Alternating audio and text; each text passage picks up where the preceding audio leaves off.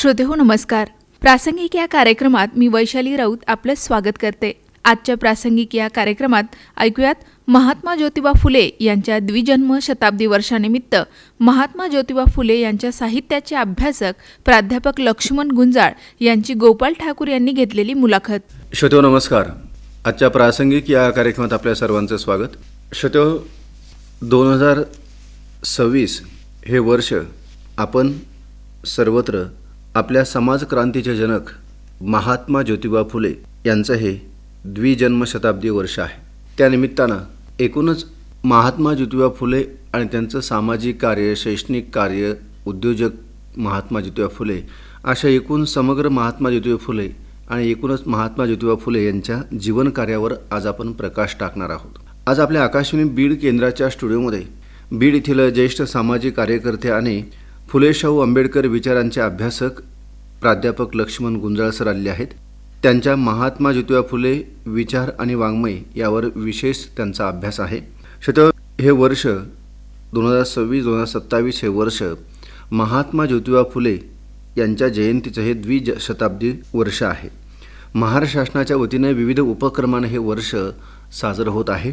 प्राध्यापक लक्ष्मण गुंजाळ सर हे प्रसिद्ध व्याख्याते आहेत, लेखक आहेत.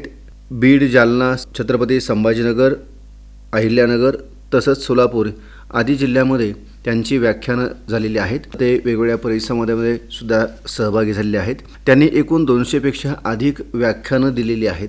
स्थानिक तसंच प्रादेशिक वर्तमानपत्रामध्ये सुद्धा त्यांचे विविध विषयावर स्फुट लेखन आणि लेख प्रकाशित झालेले आहेत. आणि हे करत असताना, सामाजिक कार्य करत असताना सुद्धा त्यांना वेगवेगळ्या बीड येथील आणि प्रादेशिक विभागीय पातळीवर सुद्धा वेगवेगळ्या संघटनांच्या माध्यमातून त्यांचा आदर्श शिक्षक पुरस्कार म्हणून त्यांना गौरवण्यात आलेला आहे. तसंच त्यांना महाराष्ट्र शासनाचा महाराष्ट्र आधार आणि सायंदैनिक आरंभच्या वतीनं सत्यशोधक हा पुरस्कारही मिळालेला आहे. प्रबोधनाचं त्यांचं काम आजतागायतही चालूच आहे. त्यांच्याशी आज आपण महात्मा ज्योतिबा फुले विचार, कार्य आणि वाङ्मय या विषयाच्या अनुषंगानं आज चर्चा करणार आहोत. गुंजाळ सर, आज आपल्या आकाशवाणी बीड केंद्राच्या स्टुडिओमध्ये प्रासंगिक या कार्यक्रमामध्ये आपलं स्वागत आहे. आभारी आहे सर.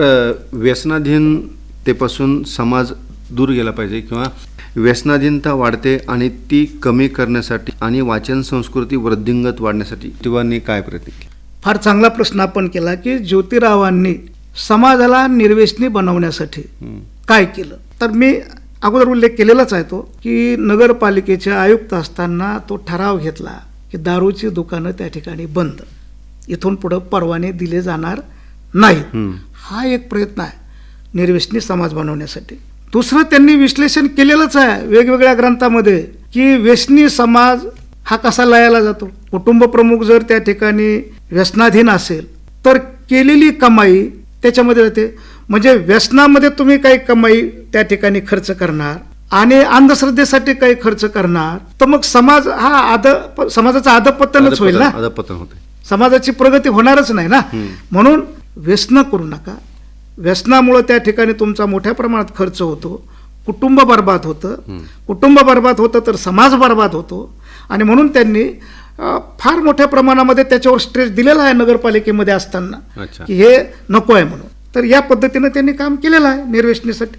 बरोबर आहे सर. महात्मा फुले लेखक होते, कवी होते, तसेच त्यांनी जे साहित्य निर्माण केलं आहे त्याच्यामध्ये साहित्याबरोबरच साहित्य प्रेरणा यांची कशी सांगड घालता येईल? ज्योतिराव फुले यांनी जे साहित्य लिहिलेलं आहे की मला जे माहीत आहे ते मी ग्रंथित केलं पाहिजे पुढच्या पिढीसाठी. मी नुसता बोलत गेलो. बोलके सुधारक नव्हते, करते सुधारक होते. आणि म्हणून ते नुसते बोलले नाहीत तर त्यांनी लिहिलं. आणि तुम्हाला मी सांगितलं 1855 पासून तर थेट 1889 पर्यंत ते लिहित होते. 1889ला तो ग्रंथ लिहिला. सातत्यानं लिखाण. बरं ते लिखाण असं आहे, वेगवेगळ्या अंगानं आहे. कविता आहे, कवी म्हणूनच थांबले का? नाही. नाटककार झाले, नाटककार म्हणून थांबले का? नाही. कविता म्हणून त्यांनी लिहिलेलं आहे, कविता लिहिल्यात त्यांनी. संवाद लिहिलेत. धोंडेबा जे मारेकरी त्यांना मारायला आले होते ना, धोंडेबा, तर त्या 2 मारेकरीपैकी धोंडेबा त्यांचा पट्ट शिष्य बनला ना पुढे. मग पुढं जे गुलामगिरी नावाचं पुस्तक त्यांनी लिहिलं ते त्याच्याबरोबर चर्चा करून लिहिलेलं आहे की धोंडेबा प्रश्न विचारेल ज्योतिराव त्यांना उत्तर देतील. या पद्धतीनं ते पुस्तक पुढे आलेलं आहे. वा. म्हणजे संवाद संवाद. संवाद लेखन ते एक कौशल्य आहे. वा. ते कौशल्य ज्योतिरावांकडे होतं, कवितेचं होतं, नाटकाचं होतं. बहुआयामी व्यक्ती. बहुआयामी अशा प्रकारचं व्यक्तित्व हे ज्योतिरावांचं होतं. आणि ज्योतिराव, मी सांगितलं पाहिजे शेवटचा मुद्दा, मी उद्योजक म्हणून, हम्म. की ज्योतिराव फुले शेतीतज्ञ होते. हम्म. शेती आणि शेतकरी हा त्यांचा जिव्हाळ्याचा विषय होता. शेतकरी जागला तर देश जगतो. शेतकरी जगला तर देश जगेल. आणि म्हणून मुंबईला जे राष्ट्रीय सभेचं अधिवेशन झालं, ज्योतिराव फुलेंनी त्या ठिकाणी प्रवेशद्वारावर मोठा गवताचा पुतळा तयार केला. कशाचा? शेतकऱ्यांचा. शेतकऱ्यांचा पुतळा उभा केला क्या बात. की येणारे जे लोक आहेत ते अगोदर बघतील वा. की या देशाचा आर्थिक कणा शेतकरी आहे, शेतकरी आहे. शेती आहे. म्हणून त्याच्या संदर्भामध्ये जास्त विचार राष्ट्रीय सभेनं केला पाहिजे, ही त्यांची त्या ठिकाणी भूमिका होती. आणि म्हणून शेती आणि शेतकरी, 100 एकर शेतीचा मालक ज्योतिराव होते. वा. 100 एकर शेती होती मुंडव्याला त्यांची. बर. त्या 100 एकर शेतीवर काय करायचे, शेतकरी हे घेत नव्हते, पाटाचं पाणी घेत नव्हते, तलावाचं पाणी. म्हणजे अंधश्रद्धा हे होते की ते साठवलेलं पाणी आणि त्याच्यामुळं पीक येत नाही. ज्योतिराव फुलेंनी 50 एकर ऊस त्या पाटाच्या पाण्यावर, धरणाच्या पाण्यावर त्या ठिकाणी लावला. आणि शेतकऱ्यांची जी अंधश्रद्धा होती की येत नाही, येतंय, ऊस येतोय, आलं येतंय, बटाटा येतंय, या पद्धतीनं शेतकऱ्यांच्या संदर्भामधल्या ज्या सामाजिक अंधश्रद्धा होत्या, पण व्यावसायिक म्हणून ज्या अंधश्रद्धा होत्या शेतकऱ्यामध्ये, त्या सुद्धा त्यांनी दूर करण्याचा प्रयत्न केला. ही गोष्ट आपण लक्षात घेतली पाहिजे. बरोबर. सर, परत एका मूळ मुद्द्याकडे येतो की ज्या ज्या वेळेस भारताच्या सामाजिक आणि शैक्षणिक गोष्टींचा विचार केला जातो, त्या त्यावेळेस स्त्री शिक्षण आणि महात्मा फुले हा एक मुख्य मुद्दा येतो. त्यावेळेस मग मला असं वाटतं की महात्मा फुलेंनी स्त्री शिक्षणाचाच का आग्रह धरला बरं, पुरुषांच्या शिक्षणाचा का आग्रह धरला नसेल? फार चांगला प्रश्न उपस्थित केला सर आपण, की ज्योतिराव फुलेंनी पहिल्यांदा स्त्री शिक्षणावरच का भर दिला. 1848ला भिडेवाड्यामध्ये मुलींची शाळा त्यांनी काढली. का? मुलींचीच का? मुलांची का नाही? तर ज्योतिराव फुलेंनी हे पाहिलं होतं की या समाजामध्ये स्त्री ही दुय्यम आहे, स्त्री गुलाम आहे, अनेक बंधनं तिच्यावर आहेत. बालिका हत्या सर्रास व्हायच्या की मुलगी नको म्हणून हत्या केल्या जायच्या. विधवा पुनर्विवाहाला बंदी होती. केशवपन की एकदा विधवा झाली की त्या स्त्रीनं डोक्यावरचे केश काढून टाकायचे, केशवपन त्याला म्हणतात. ती केशवपनाची प्रथा होती, देवदासी प्रथा होती, हुंडा पद्धती होती. ह्या सगळ्या प्रथा कुणासाठी होत्या? स्त्रियांसाठी. आणि म्हणून याच्यामध्ये तुमचं प्रश्नाचं उत्तर आहे सर, की स्त्रियावर वेगवेगळी बंधनं असल्यामुळं जो एक उत्पादक घटक आहे स्त्री नावाचा, तो घटकच बाजूला आहे ना. केवळ पुरुष पुढे चाललेला, स्त्री दुय्यम आहे ना. म्हणून स्त्री शिकली तर त्या ठिकाणी समाज सुधारेल. जिच्या हाती पाण्याची दुरी ती जगाची उद्धारी. ही भूमिका घेऊन मग आपण पाहतो की ताराबाई शिंदे यांनी पहिला ग्रंथ लिहिला स्त्री पुरुष तुलना नावाचा. तर ज्योतिराव फुलेंनी त्याचं स्वागत केलं. म्हणजे ताराबाईंच्या मागे ज्योतिराव फुले त्यांच्या मागे उभा राहिले. ताराबाई शिंदेच्या मागे उभा राहणारे ज्योतिराव फुले, सावित्रीबाईनंतर त्या ठिकाणी बरोबर घेऊन शिक्षणाचं काम करणारे हे स्त्री उद्धारक आहेत ना. केवळ सावित्रीबाई फुले एवढं नाव नाहीये. तर त्याच्यामध्ये ज्या ज्या स्त्रीवादी चळवळी त्यावेळी होत होत्या, त्या स्त्रीवादी चळवळींना समर्थन देण्याचं काम त्या ठिकाणी ज्योतिराव फुलेंनी त्या ठिकाणी केलेलं आपल्याला दिसतं. आणि ह्या प्रथा दूर झाल्या पाहिजेत. बाल हत्या प्रतिबंधक गृह हे त्यांनी त्या ठिकाणी सुरू केलं. आणि सावित्रीबाईंनी अनेक मुलींचं त्या ठिकाणी संगोपन केलं, त्यांना वाचवलं. आणि म्हणून तुम्हाला मी सांगितलं पाहिजे पुढचा मुद्दा हा, की ज्योतिराव फुलेंनी जो यशवंत नावाचा मुलगा दत्तक घेतला, तो या बालिका हत्या प्रतिबंधक गृहामधलाच लालन पालन झालेला मुलगा घेतला. यशवंत त्याचं नाव. आणि या यशवंताला त्यांनी शिकवलं, पुढे डॉक्टर बनवलं. आणि पुढे जी प्लेगची साथ येते 1896ला, त्यावेळी सावित्रीबाई फुले आहेत. ज्योतिरावांचं निधन 1890ला झालं. त्यानंतर सामाजिक परिवर्तनाच्या लढ्याची धुरा ही सावित्रीबाईंनी चालवली. आणि सासवड या ठिकाणी जे सत्यशोधक समाजाचं अधिवेशन झालं, त्या सत्यशोधक समाजाच्या अधिवेशनाचं अध्यक्षपद सावित्रीबाई फुलेंकडे होतं. मी तुम्हाला हे सांगितलं पाहिजे की 1896ला जी प्लेगची साथ आली होती मोठ्या प्रमाणात, माणसं पटापट मरायची, बगलेत गाठ यायची आणि मरायची माणसं. तर पुण्याला जी साथ आली होती हं. त्या साथीचं निर्मूलन करण्याचं काम ह्या यशवंतांनी केलेलं आहे. जे महात्मा फुले यांनी त्याला डॉक्टर बनवलं. बनशील तर काय बनशील, हे बन, डॉक्टर बन आणि लोकांची सेवा. तेच आहे ना की ज्योतिराव फुलेंनी काय केलं, ग्रंथ लिहिले. बरोबर आहे. ज्योतिराव फुलेंच्या मनात होते मी यांना शिकवलं पण हे काय वाचतील, पुन्हा तिकडच जायचंय का, काय वाचशील शिकल्यानंतर याचं उत्तरही शोधलं आणि त्याला पर्याय दिला. काय वाचशील, गुलामगिरी वाच, शेतकऱ्यांचा आसूड वाच, सत्सारचे 2 भाग वाच, सार्वजनिक सत्यधर्म तो ग्रंथ, इशारा वाच. पर्याय दिला ना, म्हणजे स्वतःपुरतं ठेवलं नाही, शिकवलं तुम्हाला. काय वाचणार, काय साहित्य संपदा लोकांच्या कल्याणासाठी, लोकांच्या हितासाठी ही लिहिलेली आहे. बरोबर. या लोकांचा त्याग मोठा आहे. अगदी बरोबर. सर, एकूणच छत्रपती शिवाजी महाराज रयतेचे राजे छत्रपती शिवाजी महाराज आपल्या अखंड हिंदुस्थानचं आराध्य दैवत आणि लोकमान्य बाळ गंगाधर टिळक या 2 महान पुरुषांच्या कार्यामध्ये सुद्धा महात्मा फुले यांचा खूप मोठा वाटा आहे. निश्चितपणानं काय सांगता? छत्रपती शिवाजी महाराज हे महाराष्ट्राचं आराध्य दैवत आहे. शिव फुले शाहू आंबेडकर ही अशी एक विचारधारा आहे, पुरोगामी आणि विकासाची विचारधारा आहे. त्यामुळं याच्यामधले महत्त्वाची कडी जी आहे ती शिव छत्रपती शिवाजी महाराज यांनी जो राज्यकारभार चालवला, जी दूरदृष्टी ठेवून स्त्रियांचं संरक्षण, छत्रपती शिवाजी महाराजांनी स्त्रियांचं संरक्षण केलं.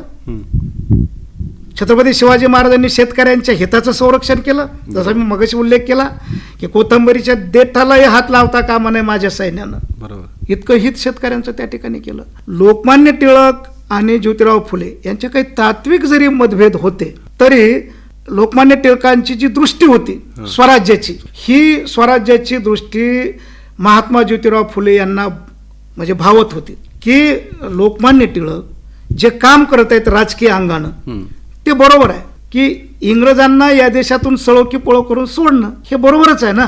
आणि म्हणून लोकमान्य टिळक एका खटल्यातून जेव्हा बाहेर आले तुरुंगातून तेव्हा लोकमान्य टिळकांची मिरवणूक स्वतः पुढाकार घेऊन ज्योतिरावांनी काढलेली आहे. हे महापुरुषांच्या दृष्ट्या ज्या आहेत त्या अशा नतदृष्टी नसते, त्यांची व्यापक दृष्टी असते. असं व्यापक अशा भूमिकेतून ते काम करत असतात आणि म्हणून जात धर्म या बाबी नसतातच महापुरुष आहेत, मग कुणी असो ते. सर, आपल्या या समग्र महात्मा ज्योतिबा फुले या सगळ्या चर्चेमध्ये एकच मी महत्त्वाचं शेवटी विचारतो की समाजसुधारक महात्मा ज्योतिबा फुले, शिक्षणतज्ज्ञ महात्मा ज्योतिबा फुले, साहित्यिक महात्मा ज्योतिबा फुले, म्हणजे त्यात लेखक, कवी आणि शाहिरी महात्मा ज्योतिबा फुले आणि ग्रंथकारांचं संमेलन किंवा त्यांना उपदेश देणारे महात्मा ज्योतिबा फुले आणि गुलामगिरी, शेतकऱ्यांचा आसूड, सार्वजनिक सत्यधर्म अशा महान ग्रंथांची निर्मिती करणारे महान सत्यशोधक महात्मा ज्योतिबा फुले या सर्वांचं एकंदरीतच आपण काय वर्णन कराल? बघा, कामाची दखल समाज घेत असतो. ज्योतिराव फुलेंनी उभं आयुष्य हे सामाजिक परिवर्तनासाठी खर्च केलेलं आहे. आयुष्यच खर्च केलेला आहे आणि म्हणून समाजानं दखल काय घेतली. 11 एप्रिल 1888 ज्योतिरावांना महात्मा ही पदवी दिली मुंबईमध्ये.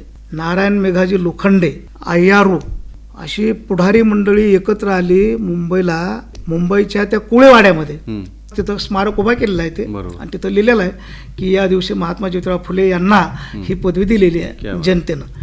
तर वेगवेगळ्या भागामधले लोक त्या ठिकाणी आले होते, तिथं जमले आणि बा ज्योतिराव फुलेंना पदवी महात्मा द्यायची. कोणी म्हणायचं दुसरी पदवी द्या, महात्मा ही न देता. परंतु महात्मा या पदवीवर त्या ठिकाणी सगळ्यांचं एकमत झालं आणि त्यांना महात्मा ही पदवी त्या काळी दिली गेली त्या ठिकाणी. आता महात्मा, महान आत्मा, आत्मा महान कोणता की ज्या आत्म्यानं आपलं सगळं आयुष्य हे गोरगरिबांच्या, त्या स्त्रियांच्या उन्नतीसाठी खर्च केलं, ज्या आत्म्यानं, मग तो आत्मा महात्मा. आणि म्हणून ही महात्मा पदवी त्यांना दिली गेली आणि ती सार्थ आहे. महात्मा ज्योतिराव फुले हे युगकर्ता होते, ते राष्ट्रनिर्माते आहेत. राष्ट्रनिर्माते या अर्थानं की त्यांनी असं कोणताच समाजाचा भाग ठेवलेला नाही की त्याच्यावर चिंतन केलेलं आहे आणि त्याला पर्याय समाजासमोर ठेवलेला. असं एकही क्षेत्र नाही. बघा, धर्म आहे, शिक्षण आहे, संस्कृती आहे, शेती आहे, सहकार आहे, उद्योग आहे. उद्योगाच्या बाबतीत मी आणखी एक उल्लेख करू इच्छितो शेवटी जाताना की ज्योतिराव फुले हे उद्योगपती होते, परंतु त्यांच्यातून मिळणारा जो नफा आहे, मिळकत आहे, ती लोकांच्या शिक्षणावर ते खर्च करत होते. सोन्यांचे अलंकार घडविण्यासाठी ज्या ठुशा असतात, बरोबर. साचे, तर ते साचे महात्मा ज्योतिराव फुलेंचे होते. पुण्यामध्ये सोन्यांचे दागिने घडविण्यासाठीचे जे साचे आहेत, त्याचे ते निर्माते होते. म्हणजे काय दृष्टी बघा, कोणतं क्षेत्र, भाजीपाला विकणारे, फुलं विकणारे ज्योतिराव फुले, बरोबर आहे की नाही? बरोबर. हा, पेशवेवाड्यामध्ये फुलं विकणारे ज्योतिबा, ते थेट सोन्याची ठुशी विकणारे अलंकार. तर हे जे असं लांब लचक अशा प्रकारची वाट आहे ज्योतिराव फुलेंची, ही अत्यंत विस्मयजनक आहे. ही साधी वाट हे एका आपल्या 15-20 मिनिटाच्या चर्चेमधून ती संपणारी नाही सर. संपणार नाही. अनेक अशा प्रकारचे आता इतकं वाङ्मय ज्योतिराव फुलेवर आलेलं आहे की खूप मोठ्या प्रमाणात हरिनरके यांनी तर त्यावर संशोधनच केलेलं आहे. पण त्यांची पुस्तकं खूप मोठ्या प्रमाणात संशोधित झालेली आहेत ज्योतिराव फुले आणि सावित्रीबाई फुलेवर. सावित्रीबाई फुले. तेव्हा ही चरित्र लोकांसमोर आली पाहिजेत. त्यांनी केलेला त्याग, त्यांची जी दृष्टी होती, विचार होते, काम करण्याची पद्धत होती, हे समाजासमोर येणार कसं? येणार. तर हे अशा मुलाखतींच्याद्वारे, की मला जे माहीत आहे, मी तुम्हाला सांगितलं, श्रोत्यांनी ऐकलं, हे जे आहे ना, विचारांची देवाणघेवाण, बरोबर. तर ही झाली पाहिजे या निमित्तानं, असं मला वाटतं. यस सर, आज आपण आकाशवाणी बीड केंद्राच्या स्टुडिओमध्ये येऊन प्रासंगिक या कार्यक्रमाच्या अंतर्गत आमच्या समाजक्रांतीचे जनक महात्मा ज्योतिबा फुले यांच्या द्विजन्मशताब्दी वर्षाच्या निमित्तानं आज आपण एकूणच महात्मा ज्योतिबा फुले यांचं कार्य, त्यांचे विचार याविषयी प्रकाश टाकला आणि असंख्य रसिक श्रोत्यांना माहिती दिली. त्याबद्दल मी आकाशवाणी बीड केंद्रातर्फे आपले आभार मानतो. धन्यवाद. आभारी आहे मी आपला.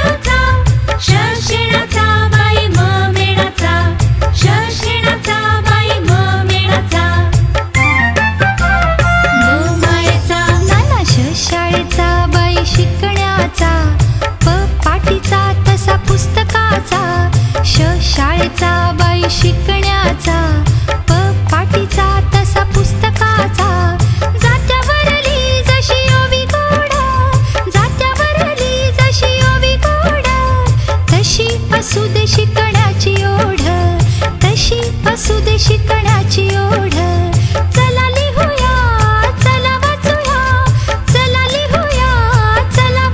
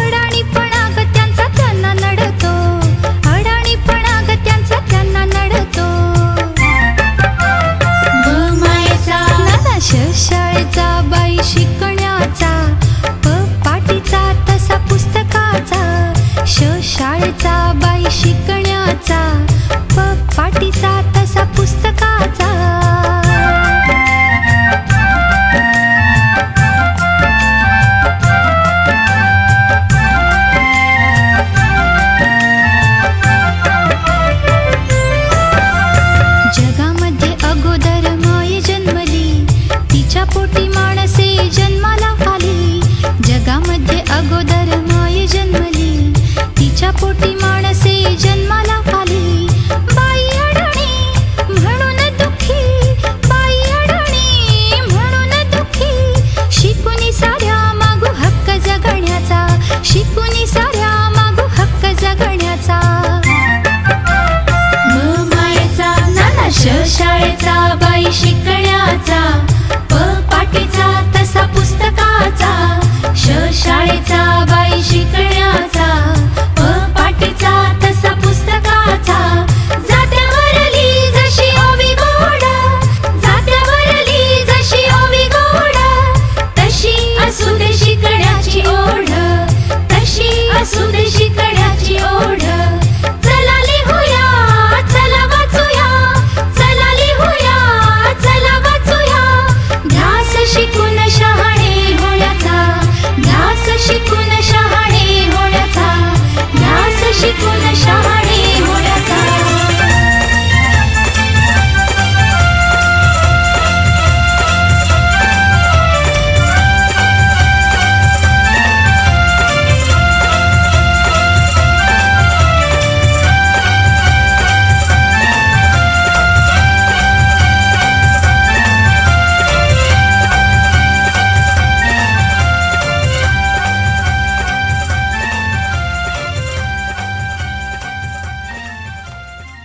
श्रोतेहो, आत्ताच आपण महात्मा ज्योतिबा फुले यांच्या द्विजन्म शताब्दी वर्षानिमित्त महात्मा ज्योतिबा फुले यांच्या साहित्याचे अभ्यासक प्राध्यापक लक्ष्मण गुंजाळ यांची गोपाळ ठाकूर यांनी घेतलेली मुलाखत ऐकलीत.